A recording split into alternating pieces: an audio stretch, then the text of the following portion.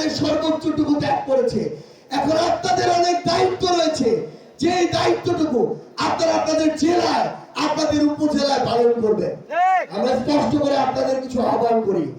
আমরা আগামীর বাংলাদেশে এই গাইবান্ধা, এই সুন্দরগঞ্জে আর কোন চাঁদাবাজ দেখতে চাই না, যারা মানুষের ক্ষমতার সুযোগ নিয়ে মামলাবাজি করে, দখলদারিত্ব করে, সিন্ডিকেট চালায়, মাদকের ব্যবসা করে, তাদেরকে আমরা এই সুন্দরগঞ্জে দেখতে চাই না। যারা জনগণের যে ক্ষমতা, সেই ক্ষমতাকে অপব্যবহার করে মানুষের উপর অন্যায় করে, জুলুম করে, হয়রানি করে, তাদেরকে আমরা সুন্দরগঞ্জে ক্ষমতায় দেখতে চাই না। আমরা স্পষ্ট করে আপনাদেরকে আহ্বান করি, এই সুন্দরগঞ্জ, এই গাইবান্ধায় যে কোনো সরকারি অফিস আদালতে যে কোনো কর্মকর্তা কর্মচারী যদি জনগণের সেবক না হয়ে পক্ষক হিসেবে কাজ করে, শোষক হিসেবে কাজ করে, তাদেরকে আমাদের ঐক্যবদ্ধভাবে রুখে দিতে হবে।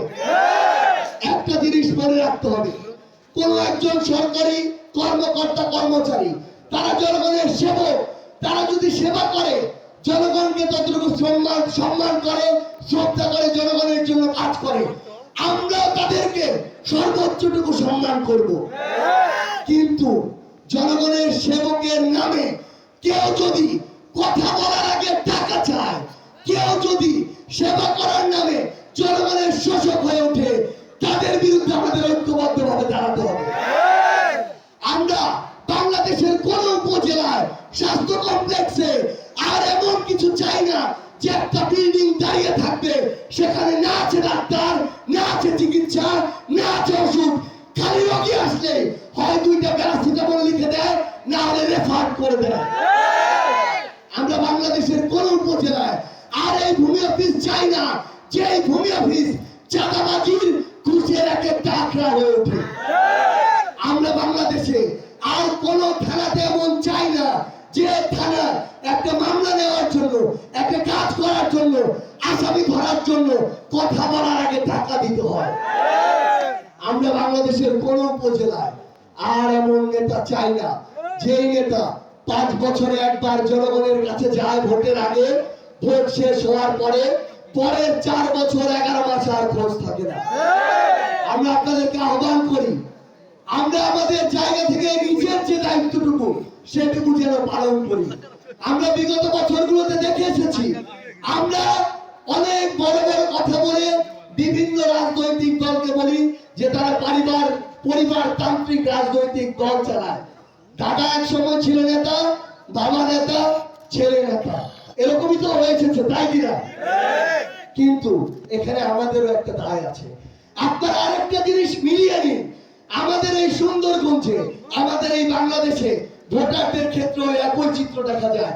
আমার দাদা কোনো একটা দলের কোনো একটা মার্কায় ভোট দিয়েছে, তার ছেলে মানে আমার বাবা আবার ওই দলের ওই একটা মার্কায় ভোট দিয়েছে, তার ছেলে মানে আমরাও ঘুরে ফিরে দেখা যায় ওই দলের ওই একটা মার্কায় ভোট দিই। আমরা যে কাজটা করি এটাও তো পরিবারতন্ত্রের আরেকটা বহিঃপ্রকাশ। আমাদের নিজেদের বিবেক বোধ নাই, আমরা আলাদা মানুষ না, তাহলে কেন আমাদের এমন একটা চিন্তা হবে যে ওই মার্কায় ওই দলে যদি আমি ভোটটা দেই তাহলে আমার মান সম্মান থাকবে না? একটা মানুষ ভালো হোক আর না হোক, ভালো কাজ করুক আর না করুক, সৎ হোক আর না হোক, অন্যায়ের সাথে তার সম্পর্ক থাকুক আর না থাকুক, একটা মানুষ ন্যায়ের পথে থাকুক আর না থাকুক, কেন অন্ধভাবে দাসের মতো শুধুমাত্র দল আর মার্কা দেখে তাকে আমার ভোট দিতে হবে?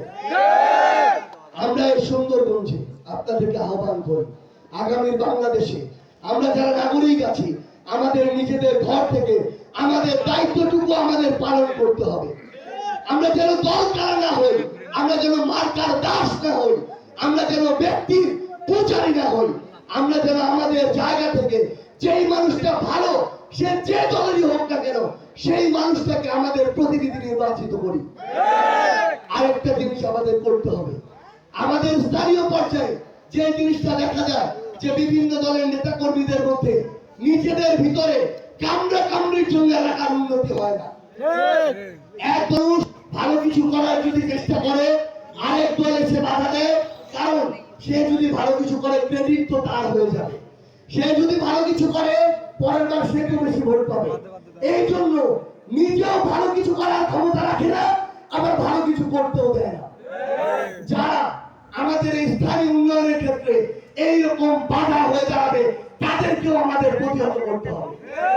আমাদের স্থানীয় এলাকার উন্নতির জন্য এই যে অন্ত এবং আন্তঃদলীয় কামড়াকামড়ি, এটা আমাদের ঐক্যবদ্ধভাবে বন্ধ করতে হবে। নেতাদের মুখের উপরে বলতে হবে যে যারা নির্বাচনের আগে 500-1000 টাকা পকেটে ঢুকিয়ে আমার 5 বছরের সবচেয়ে বড় গণতান্ত্রিক অধিকার ভোটাধিকার কেড়ে নেয়, তারা কোনদিন আমাদের নেতা হতে পারে না, তারা আমাদের সবচেয়ে বড় শত্রু। ওই টাকা তাদের মুখে ছুঁড়ে মারতে হবে। একটা জিনিস মনে রাখবে, একটা দেশ, এই রাষ্ট্র আপনাকে 5 বছরে একবার আপনার নেতা নির্বাচন করার সুযোগ দেয়। দয়া করে ওই 5 বছরে একবার আমরা যেন নিজের বিবেককে বন্ধক না দিয়ে দিই। আমরা যেন আমাদের ওই বিবেক বোধটুকুকে ওই সময় কাজে লাগাই। ওই একবার যদি আমরা কাজে না লাগাই, পরের 5 বছরে ওই নেতা যত কুকাম করবে, অপকর্ম করবে, তার দায় আমরা কখনো এড়াতে পারি না। আমরা আপনাদেরকে আহ্বান করব, আমরা জাতীয় নাগরিক পার্টি এনসিপির পক্ষ থেকে আজকে আমাদের অভ্যুত্থানের আকাঙ্ক্ষাগুলো আপনাদেরকে বলতে এসেছি। বাংলাদেশকে নিয়ে দেখা আমাদের স্বপ্নগুলো আপনাদেরকে বলতে এসেছি। আপনারা এগুলো ভেবে দেখবেন, পরিবারের মানুষদের সাথে কথা বলবেন, আপনার প্রিয়জন বন্ধু বান্ধবের সাথে কথা বলবেন, চায়ের টেবিলে এই বিষয়গুলো নিয়ে কথা বলবেন যে আপনাদের এই সন্তানেরা, ভাইরা আজকে রাত 1টা এই সুন্দরগঞ্জে দাঁড়িয়ে আপনাদেরকে কষ্ট দিয়ে যে কথাগুলো বলে গেল, এই কথাগুলোর আসলে যৌক্তিকতা আছে কিনা। আমরা আপনাদেরকে আহ্বান করি, আমাদের দলের প্রতি আপনাদের অন্ধ সমর্থক হওয়ার প্রয়োজন নেই। আমাদের দলের এখন পর্যন্ত জেলা উপজেলা কমিটি হয়নি। কমিটি হওয়ার পরে যদি কেউ এই স্পিরিট আকাঙ্ক্ষার সাথে বিশ্বাসঘাতকতা করে, জনগণের যে স্বপ্ন আকাঙ্ক্ষা সেটা নিয়ে কাজটা করে ব্যক্তি স্বার্থকে প্রাধান্য দেয়, তাহলে ওই ব্যক্তিগত প্রয়োজনে আপনারা বয়কট করবেন। কিন্তু আমরা চাই যে মানুষটি ভালো, সেই মানুষটি যদি এনসিপি হয়, অন্য কোন রাজনৈতিক দলের হয়, সেই মানুষটিকে আপনাদের নেতা করে আপনাদের এই সুন্দরগঞ্জ, গাইবান্ধা তথা বাংলাদেশের সামনে এগিয়ে যাওয়ার পথকে আপনাদেরকে নতুন করে তৈরি করে দিতে হবে।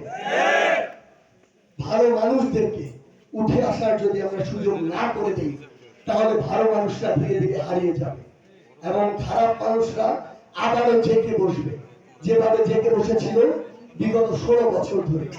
আমরা আপনাদেরকে অনুরোধ করি, এখানে আমার যারা বাবা চাচারা আছেন, ভাইরা আছেন, কিছু বোন আছেন, আমরা আপনাদেরকে অনুরোধ করি, সৃষ্টিকর্তা আমাদের